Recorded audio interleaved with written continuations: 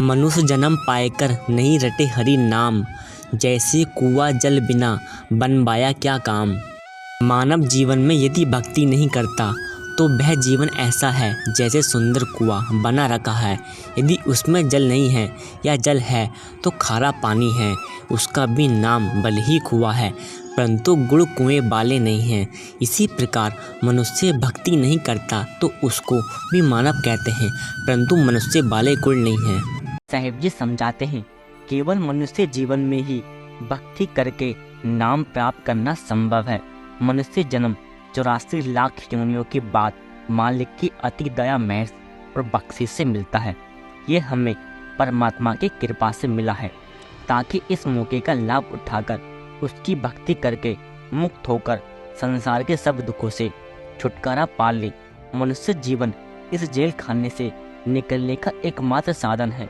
कबीर साहिब जी इशारा करते हैं कि हम सब राजा और प्रजा, अमीर और गरीब, पुरुष और स्त्री और बालक कर्मों की बेड़ियों में बंधे हैं और हमें अपना हिसाब चुकाना है। जब तक अच्छे और बुरे सब कर्म नष्ट नहीं हो जाते, परमात्मा की प्राप्ति संभव नहीं है। इसलिए जरूरी है कि हमें वह भक्ति करनी है इसके द्वारा हमारे अच्छे और बुरे कर्मों का सिलसिला ही खत्म हो जाए। माला फेरना, जप तप, कठोर संयम, धर्म ग्रंथों को पढ़ना या दान पुण्य करना पुण्य कर्म तो है, किंतु यह मुक्ति प्रदान नहीं करते। कर्म 3 प्रकार के हैं। पहला, संचित, पिछले जन्मों के इकट्ठे किए हुए कर्मों का भंडार। दूसरा, प्रारब्ध, तकदीर यानी भाग्य कर्म, जिनके कारण हम इस योनि में हैं और जो हमें भुगतने ही पड़ते हैं। तीसरा, क्रियमान, वे नए कर्म जो हम अभी कर रहे हैं और जिनका भुगतान हम भविष्य में करेंगे। संत और सद्गुरु समझाते हैं कि प्राप्त यानी भाग्य कर्म केवल भुगतने से ही नष्ट होते हैं, इसलिए हमें इन्हें मालिक की मौज से आए समझकर खुशी खुशी स्वीकार करना चाहिए। यदि ये खुशी लाते हैं तो हमें अधिक आनंदित नहीं हो जाना चाहिए, और यदि दुख लाते हैं तो बुरा मानकर उदास और नाराज नहीं होना चाहिए। यदि हम शांति चित्त से बिना मोह या नाराजगी के तेरा बाड़ा मीठा लगे के रव्वे से कर्मों का भुगतान करते हैं तो कर्मों की मैल उतर जाती है और उनके बंधन टूट जाते हैं। इस प्रकार कर्म निष्फल हो जाएंगे और हमें उनका फल भुगतने के लिए फिर से जन्म नहीं लेना पड़ेगा। जो पिछले जन्म में क्रियमान कर्म अर्थात नए बीज थे, वे इस जीवन के प्रारब्ध कर्म बन जाते हैं, और जो इस जीवन में क्रियमान कर्म हैं, वे अगले जन्म में प्रारब्ध कर्म बनते हैं।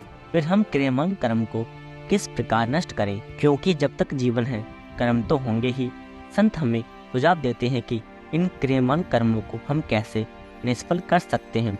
वे कहते हैं कि बुरे कर्म तो बिल्कुल नहीं करने चाहिए, क्योंकि बुरे कर्मों के फल से बचा नहीं जा सकता, उन्हें तो भुगतना ही पड़ता है। और अच्छे कर्मों का निष्काम भाव से फल का सुख पाने की इच्छा के बिना करना चाहिए। यदि कर्म इस प्रकार से किए जाएं तो उनके फल नहीं भुगतने पड़ते। उसी प्रकार जैसे बुने हुए बीज अंकुरित नहीं होते, यदि फल पाने की कामना से अच्छे कर्म किए जाते हैं तो इनके फल सुख भोगने के लिए फिर जन्म अवश्य लेना पड़ता है। जहाँ तक संचित कर्मों का भंडार का सवाल है, जिनका भुगतान अभी तक नहीं हुआ है, वे नाम भक्ति से ही नष्ट होते हैं। इसी तरह तीनों प्रकार के कर्मों का हिसाब चुकाकर जन्म मरण के चक्कर का अंत हो सकता है। कबीर साहिब कहते हैं कि जिस प्रकार लकड़ी की ढेर को एक चिंगारी राख कर देती है, उसी प्रकार नाम के एक अणु से सारे कर्मों का नाश हो जाता है। कबीर साहिब कहते हैं, जबी नाम हृदय धरा, भया पाप का नाश, मानो चिंगी आग की परिप्राणी खास। यानी सभ्य नाम का अभ्यास हमें जन्म और मृत्यु के चक्कर से मुक्त कर देता है। इस शब्द में कबीर साहिब जी बताते हैं, हमारी वर्तमान दशा हमारे प्राप्त के कारण है। अगर इस अनमोल मनुष्य जीवन में हमें अपने आप को नाम भक्ति में नहीं लगाते और अच्छे बुरे कर्म करते ही रहते हैं, तो हम दोबारा जन्म मरण के चक्कर में फंस जाएंगे और हमें फिर दुख सहने पड़ेंगे। मनुष्य शरीर ही इस 84 लाख योनियों के जेल खाने से बाहर निकलने का एकमात्र रास्ता है। हम इस सच को नज़रअंदाज करके अपने बहुमूल्य मनुष्य जीवन को, जो हमें नाम भक्ति के अभ्यास के लिए दिया गया है, मन और इंद्रियों के कहे अनुसार अच्छे बुरे कर्म करके बर्बाद कर देते हैं। अपने असली कर्तव्य नाम की कमाई करने और मालिक से फिर मिलाप करने की तरफ कोई ध्यान ही नहीं देता।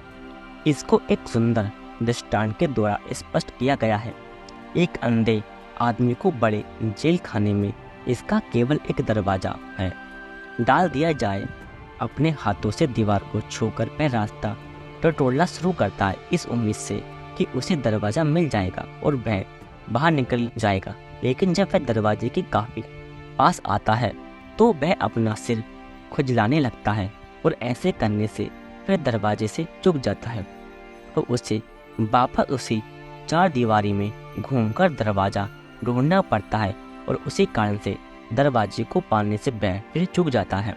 ठीक ऐसे ही सुख और इंद्रियों के भोगों के कारण हम भी उस एक दरवाजे को पाने में चूक जाते हैं जो हमें इस दुनिया की जेल से बाहर ले जाता है और हमें फिर से जन्म मरण के पूरे चक्कर से गुजरना पड़ता है। कबीर साहब जी हमें सलाह देते हैं कि सच्चाई के साथ हम समस्या के इस पहलू पर विचार करें और इस जीवन में नाम की प्राप्ति के लिए मेहनत करना शुरू करें। अगर मगर करना छोड़े, कल तक के लिए ना टालें, अभी इस जीवन में ही प्रयत्न करना शुरू करें।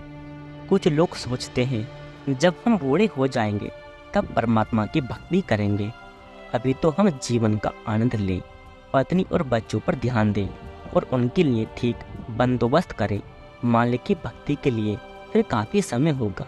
ये झूठी दलीलें हैं। बुढ़ापे में शरीर रोगी होकर दुर्बल हो जाता है, दिमाग कमज़ोर हो जाता है और हम सांसारिक मोह में जकड़े हुए होते हैं। फिर किसे पता कब मौत हमें ले जाए। बिना किसी सूचना के शरीर एक पल में मौत का शिकार हो जाए। इसलिए समझदारी के साथ जब मन और शरीर दोनों तंदुरुस्त हैं, भक्ति करना शुरू करें। यदि अभ्यास में एकाग्र ना भी हो तो भी जैसे तैसे इतना हो सके करते रहें। यदि अधिक समय ना भी मिल सके, एकाग्रता प्राप्त न हो और मन भटकता रहे तो भी निराश न हो, प्रयत्न करने का भी महत्व है। संत जन हमें परिवार छोड़ने या समाज पर बोझ बनने के लिए नहीं कहते। अपनी रोजी रोटी कमाएं, कर्तव्य निभाएं, लेकिन अपने ध्यान को नाम में लगाए रखें। सभी संतों ने ऐसा ही कहा है। कबीर साहिब जुलाहे थे। गुरु रविदास जी जूते काटकर अपना गुजारा किया। गुरु नानक साहिब ने अपने हाथों से खेती की, अपनी और अपने परिवार की परवरिश की। इन सब ने साथ ही साथ नाम भक्ति का भी अभ्यास किया।